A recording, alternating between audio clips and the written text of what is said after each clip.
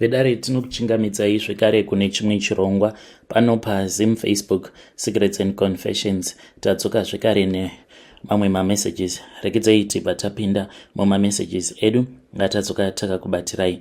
Message yedu yekutanga yakamira sekudai so: hanzi makati zvenyu mukoma, ndinokumbirawo kuti munge muchindiposterawo nyaya yangu makavikawo chitupa changu. Ininiwo ndakavika mwana wangu mainge muri mugore ra2022, ainge ari mupenyu. Mwana uyu akangotanga kungorwara zvikanzi aita flu, but yainge isiri flu yechokwadi. Mukomana mwana uyu ndakatomushandisa pamhiko dzangu, so ndakatanga kutaura neimwe n'anga iyi ndakatanga kutaura nayo mainge muri mugore ra2017 ndichiti 2018 ndo patichatanga kuita mhiko dzacho idzodzo, asi n'anga iyi yakazodzokera kunyika kwayo kuNigeria, then ndokubva yachizotadza kudzoka in time because inopota ichienda kuNigeria kunosimbiswa nemamwe mapriest eko kuNigeria, then paanozodzoka kuno kuSouth Africa anenge ava nemasimba ekuti ange achizorombesa. Akandibvunza kuti mukuromba kwangu ndainge ndichida kuzoita zvesatanism here,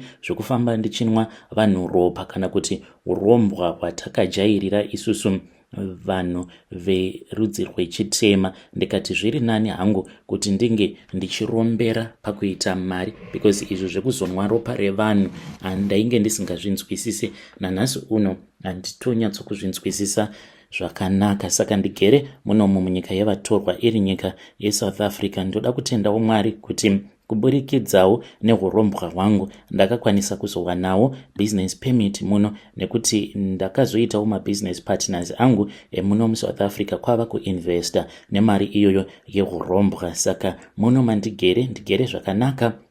Ukandiona ndichifamba haungamboti uyu ari kufamba apa muZimbabweni.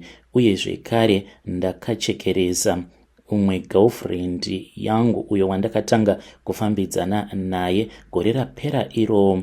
Iye ainge aine dambudziko rainge riri paari. Ndaimuudza kuti handifarire munhu anonamata, especially kana kuri kunzi ndikakuudza kuti mudzimai wangu haapo, iwewe uri kufanira kuti unge uchizomboya kuzogara neni. Ndakamuudza kuti rudo rwangu newe rudo rwuri very complicated. Zvimwe zvinhu zvaunoona zvichiitwa nevamwe vanhukadzi mune mamwe marelationships, iwewe usazozviita, usazvitora zvinhu izvozvo wobva wachizozama kuzviita murelationship yako. Kunyange mufundisi wako kunyange akakuudza kuti namatira relationship yako, iwewe usazonyengerwa kunamatira relationship yako, nekuti ndinongokuda mune zvenyu. Ndainge ndakamuda muSouth African uyu nemwoyo wangu wose, zvainge zvisitomborina kumboshandisirana mhiko mukati, but dambudziko rainge riri paari. Munhu uyo akanyanyisa kupindwa neChristianity maari, saka yainge yakanyanyisa kumupinda zvekuti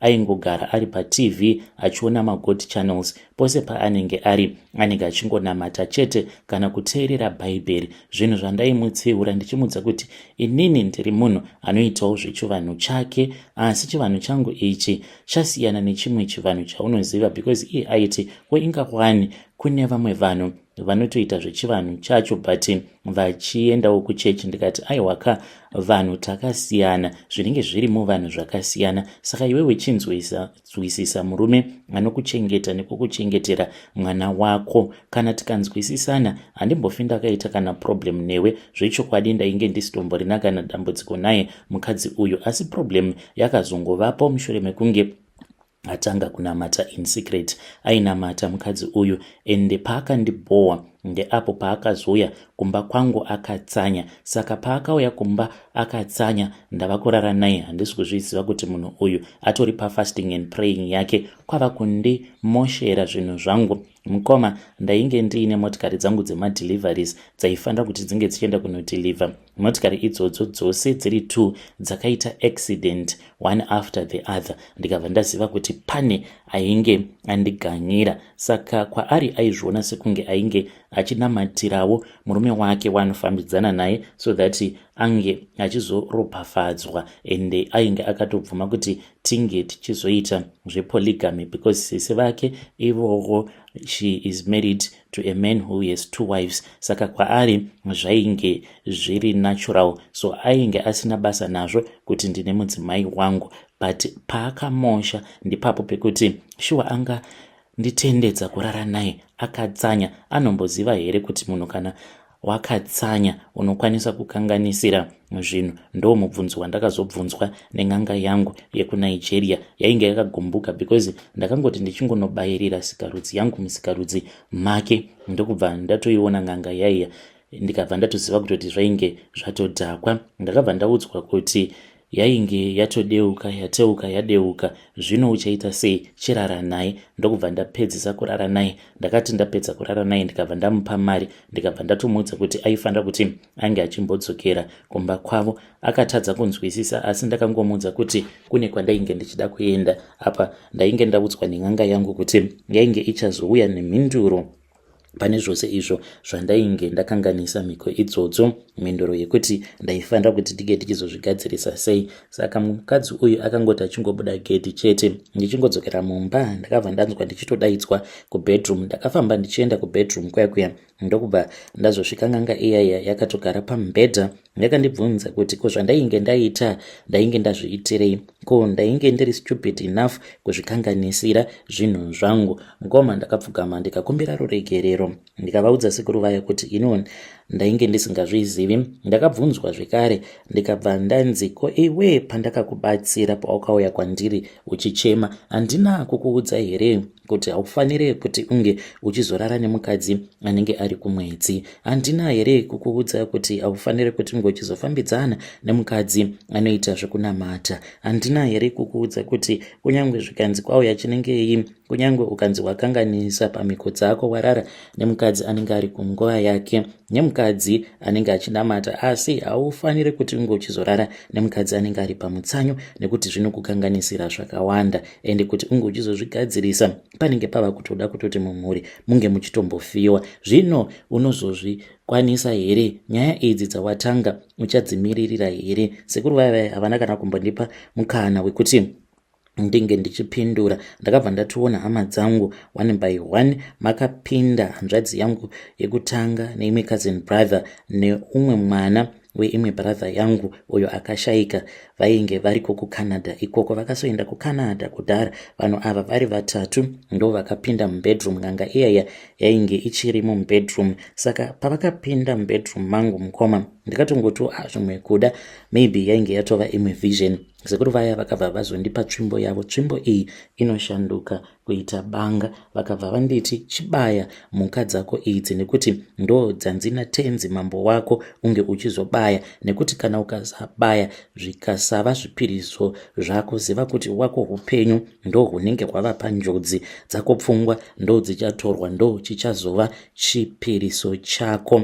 So mukoma ndakabva ndachizogamuchira tsvimbo yaya yashanduka kuita banga. One by one ndakavabaya vachiwira pasi. Vaiti kana vadonhera pasi saizvozvo matiles aivhurika. Ndobva ndatoona ndatova muguva. Ndobva ndanzi ndinge ndichivaradzika. Ndakavaradzika munzvimbo dzakasiyana siyana. Uya wekuCanada ndakatoona ndichitobhururuka ndakabata mutumbi wake, ndikabva ndatoenda kwacho kucemetery uko kwaakazoradzikwa mwana uyu. Asi veukama vainge vasingatozvizivi kuti ndini ndainge ndauraya.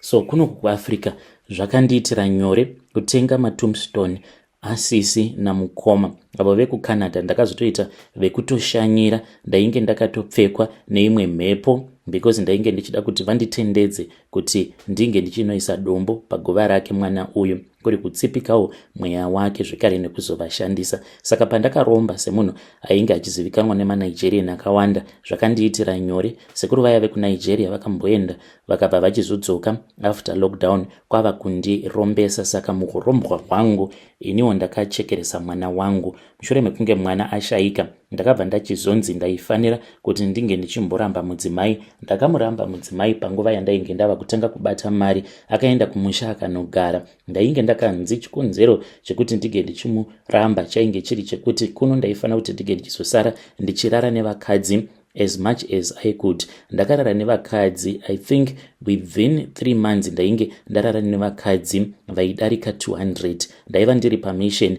zuva roga roga. Ndaimeka sure kuti ndarara nevakadzi vaviri vakasiyana. Wandinenge ndarara naye ndotosiyana naye. Chakanakira South Africa ndechekuti mune madating apps akawanda chaizvo, ende vakadzi vari muno muSouth Africa, whether maZimbabwean kana kuti anobva kunyika kupi kana muSouth African, vanenge vangori pakumhanyisana nekutsvaka mari. Saka ndaienda pane imwe dating app ndobva ndatoita hook up, munhu ndotonosangana naye kulodge ndobva ndamupa mari. Saka pavakadzi vose vandainge ndichidanana navo ndakanzi kweupenyu hwavo hwose mari iya yandinenge ndavapa vanenge vaine chikwereti chisingaperi. Kundipa kwaanenge achiita mari chinenge chichitowedzera chikwereti ichocho. Saka kunyange akanzi ashanda, toti munhu iye anenge achishanda samaid, pamwe achipiwa kana 4.5 pamwedzi, pamari iyoyo ndinotomukamurira ndobva ndamuti chisara ne1000 iyi ndo yauchashandisawo pakutenga chikafu. Zviya zvekuti munhu iyeye anenge ava kungoita sekunge munhu ari kushandira pasina, anenge achishandira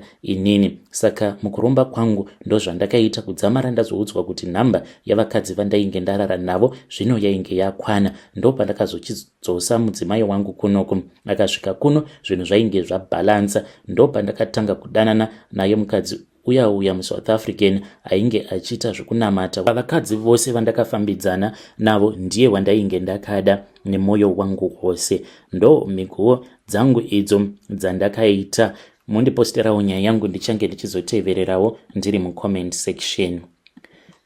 Vedare ndo message iyo yandakatumidzirwa ichibva kuna mukoma vedu. Zvakangooma hazvo vedu we, ngatizamei kuti tinge tichitaura navo mukoma vedu ava mucomment section. Hanzi pavakadzi vose avo vandakarara navo apo pandakajoina cult yacho yekuNigeria, hanzi vakadzi ivavo vose akadya mari yangu. Zvinoreva kuti munhu iye kweupenyu hwake hwose achange achizondishandira chikwereti changu. Strange things indeed they do happen in this world. Regedzai tibva taenda panyedu inotevera. Nyedu inotevera yakamera sekudai so. Hanzi makadi zvenyu mukoma, ndinokumbirawo kuti muge muchindiposterawo nyaya yangu makavikawo chitupa changu. So amai vangu pavakatanga kurwara, pastor vakabva vazoti ndaifanira kuti ndige ndichizodaidza amai vangu vange vachizouya kuno kuSouth Africa. Makore acho azvakaitika mainge muri mugore ra2014. Ndikati amai vangu avatomborina kana passport. Ipapo ndo pavakazungukaruka vaita mari. Pastor ava ndokubva vatovhara church,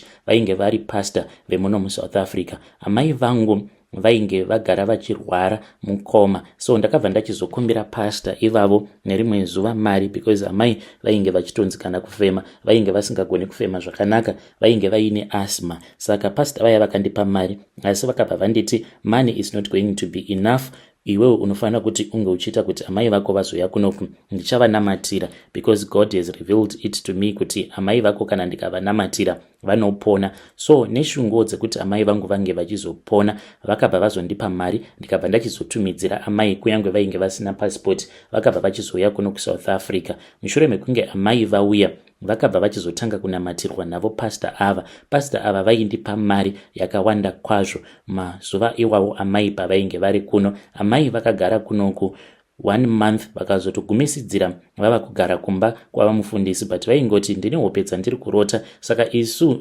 taingofungidzira kuti zvimwe kuda dzainge dziri hope, sezvo vaifungidzira kuti vainge vakaroyewawo noumwe mukadzi wemuvillage. Ende taitofara tichitoti saka pastor ava vanogona kutotibatsira, but amai vangu vakazoti vavapo asima yaya yapera, vainge vava kusatombo rwadziwa zvachose, vava kutofemawo zvakanaka. Ndo pavakabva vazodzokera kumba. Amai vangu pavakafa mukoma wainge uri musi wa14 January. Ndakarwadziwa kwazvo. Amai vakaenda kumusha ndokubva vazoshayika within 1 week. And I suspect kuti mufundisi uyu anenge akarombera pana amai vangu. Saka ndakazongobvawo kuprovince kwacho ndikazoendawo ndikatanga kugara kune imwe province, but akazotovhara church, ava kuita zvemabusiness, anoita zvematenda nemaconstruction company. Ndiyo confession yangu yandiinayo mukoma. Moyo wangu unorwadza zvisingaite. Kana mukaposta nyaya yangu ndiziviseiwo, ndichange ndichizotevererawo ndiri mucomment section. Vedare ndo message iyo yandakatumidzirwa ichibva kuna vanzvadzi vedu. Zvakangooma hazvo vedu we, ngatizamei kuti tinge tichitaura navo vanzvadzi vedu ava mucomment section. Pane nyaya. Regedzai tibva taenda panyedu inotevera. Nyedu inotevera yakamera sekudai so. hanzi makadi zvenyu mukoma, ndinokumbirawo kuti munge muchindiposterawo nyaya yangu makaviga chitupa changu. Ininiwo ndiri mudzimai uye zvekare ndine makore 31 years ekuberekwa, kuti ndichaitawo mwana here mukoma, because so far ndaita maabortion 7 kubva ndichiri form 4. Now that I am married, I have been married 6 times and now I am married again. I can't have kids. Naye maabortion, kana mukaita maabortion akawanda uchiri musikana wechidiki, zvinozokanganisa here? Ko ingawane imwe friend yangu kutaura kudai atova nevana vaviri, iye akatoita maabortion akawanda kundidarika, zvekuti maybe maabortions akaita anotosvika kuma 15 or more than that, because iye ainge agara aine chibereko chakapusa. Aitoti kunyangwe ari pamafamily planning aitobatira pamuviri, otondiudza kuti ndabatira pamuviri, obva atonwa mapiritsi otoita abortion. Ndiye akandidzidzisa, saka ndakatanga ndamitisiwa naheadmaster, vakandipa mari yekuti ndige ndichinobvisa nhumbu iyoyo. Ndobva zvakatangira, ndaingoroorwa mukoma. Apa ndobva ndaona kuti ndinenge ndamitisiwa nechikomba, ndobva ndasvotora. Ipapo ndainge ndisina kana basa nechinonzi marriage. Apa ndainge ndiine lucky, ndaingoti ndiripo pamurume ipapo, mumwe murume aitouya kutondinyengerera kuti ndidewo shamwari. Ndobva ndatotiza murume uya, ndobva ndatoenda, ndobva ndatonogara kune rimwe guta nemurume wangu munyowani. Ndichisvikako ikoko futi ndaitanga kuita zvechihure, ndichingobvisa nhumbu, kudzamara ndazoita maabortions akawanda kudaro. Saka ndakazouya kunoku kuJoni kuburikidzawo neumwe murume wandakasangana naye pamadating sites epafacebook. Saka ndiripo pasocial media ndainge ndava kutotsvaka murume anokwanisa kundiburitsawo muZimbabwe nekuda kwenhamo yandainge ndichiona. Ndainge ndaneta nekungohurira mahara, ndikati at least kana ndikawana munhu anenge ari kumhiri kwemakungwa ndo yainge iri target yangu, but zvakabva zvachizoramba. Ndokubva ndachizongosangana naye murume uyu paFacebook, tikabva tataurirana. Haana kana kumbotora nguva nekuda kwezera rangu, akati ndazviwanirawo chibhebhi changu chezera, ndokubva anditumidzira mari, ndikabva ndachizouyawo kunoko kuSouth Africa. Saka ndigere naye even though ndiine mamwe maboyfriends, because ndo dambudziko riri pandiri munzvimbo mega imomo mandinenge ndava kugara. Varume vemo vandotanga kutoita crazy about me, zvinozoitawo zvichiita senani. Hameno zvimwe kuda maybe vatete vangu vane zvavakandiita, because ndakambogara navatete vangu. Saka munhu aiziva kushandisa mishonga yakasiyana-siyana, zvekuti ipapapa mukoma kungobuda gedhi varume vevanhu vanenge vava kutorwera rute. Saka inini ndanga ndafunga hangu kuita settle down, handichadi kuita zvechihure, but dambudziko riripo nderekuti handisi kukwanisa kuitawo mwana. Pari zvino ndanga ndava kuzviudza kuti kunyange ndikanzi ndazvara nebenzi handina hangu basa nazvo. Chandanga ndava kungoda pari zvino mwana, kana ndikakwanisa kuita mwana ndingafara kwazvo. Handizivewo kuti mhuri yeZimbabwe inokwanisa kundibatsirawo here kunamata, kutaurawo naMwari, so that zvinhu zvangu zvinge zvichizosununguka. It is very hard to live knowing kuti wakamboita 7 maabortions, but now wava kutambudzika kuti unge uchiita mwana. Vedare ndo message iyo yandakatumidzirwa ichibva kuna vanzvadzi vedu. Ngatizamei kuti tinge tichitaura navo vanzvadzi vedu ava mucomment section. Hanzi pandiri kuda kuziva ndeapo pekuti kana kuri kunzi munhu wakaita maabortions akawanda kudaro, zvinokanganisa here? Pachiri netarisiro here yekuti ndinokwanisawo kuzoita mwana in the future?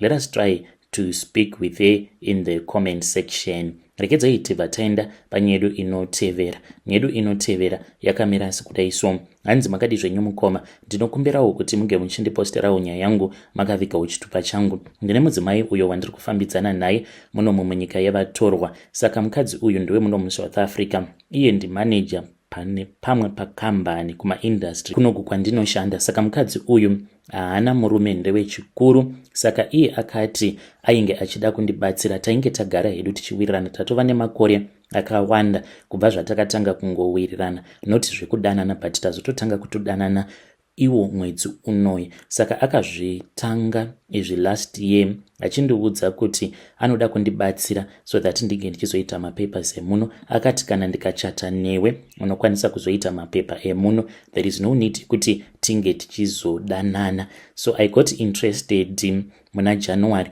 ndo pandakazongomubvunza kuti iye ainge achiri interested here, akabva anditi ehe. Saka nhau iripo mukoma ndeyekuti pakazotoitika mistake. One day ndakaenda kumba kwake achiti ainge achida kuti tinge tichitaura nezvayo nyaya iyi. Unfortunately mukoma pane zvakazongoitika tikabva tarara tose. Saka kubva ipapo kusvika pari nhasi tiri vanhu vanongorara vose. So handizivi kuti ndopafambisawo sei, because iye now ava kundiitira shanje. Kunyangwe ndiri kumba anondifonera achinditumidzira mamessages. Pane memeseji yakanditumidzira akabva azondikumbira ruregerero. Akati mukadzi wako toda kumutsvakira matsotsi vange vachizomuuraya so that you can become mine. So handichazivi kuti ndoita sei, ndiri kunyengererawo chitupa. At the same time handisi kuda kukuvadzisa mukadzi wangu. Ndakamuudza kuti kuti adii tangofambidzana tikadanana mune zvakanaka without you threatening my wife. So anobva andikumbira ruregerero. Munhu atori bo, she never cheats on me. And zvechokwadi sezvaakandiudza iye akatoita makore akawanda asina kana kumbogara afambidzana neumwe munhurume kubva murume wake zvaakashayika. Aitoti I was waiting for the right guy. Saka izvozvo yava kuita sekunge mhosva. Kana ndikasapika up macalls ake anobva atanga kupopota achinditi you mean 8 years without sleeping with a man so that unge uchizondirwadzisa iwewe. So handiziviwo kuti ndingazvifambisawo sei mhuri yeZimbabwe. Kana mukaposta nyaya yangu ndiziviseiwo, ndichange ndichizotevererawo ndiri mucomment section. Vedare ndo message iyo yandakatumidzirwa ichibva kuna mukoma vedu. Zvakangoma hazvo vedu we. Ngatizamei kuti tinge tichitaura navo mukoma vedu ava mucomment section. Pakaipa amai guru ava muchava uraisira mahara. On top of that kuzoti mapepa mobva maona kuti hapana kana mapapers acho amunenge mazomboitirwa. Ngatitaurei navo mucomment section.